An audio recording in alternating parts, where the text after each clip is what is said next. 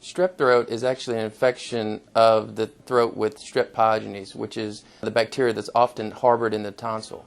It's hard to determine exactly which pharyngitis or sore throats are strep, so you certainly can't do it at home. You'd have to go to the doctor and they'd have to do a culture or what's called a rapid strep test. Sometimes you'll have a headache with it or abdominal discomfort and you won't really even have the sore throat as much, and so that often happens with children with recurrent strep.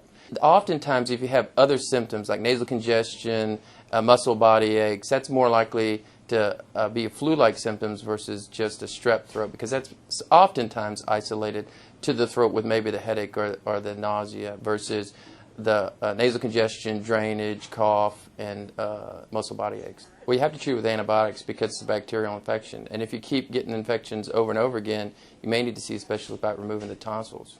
We believe that the tonsils themselves harbor the bacteria, and there's good studies that show even if you give 6 weeks of antibiotics, you cannot eradicate that bacteria in the center of the tonsil, so removing them removes the nidus of infection to decrease the chance you get the strep infections again. Well, when you do a tonsillectomy, there are some concerns that you have to consider. I mean, they are part of your immune system.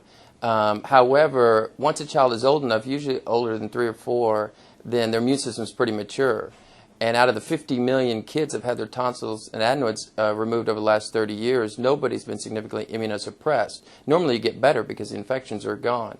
And there's 300 lymph nodes in the back of the nose and neck that do the exact same job. They're part of your immune system too. So when you remove the tonsils and adenoids, even though they're in the forefront of the fight, the other lymph nodes will take up their cause and process the bacteria and make antibodies.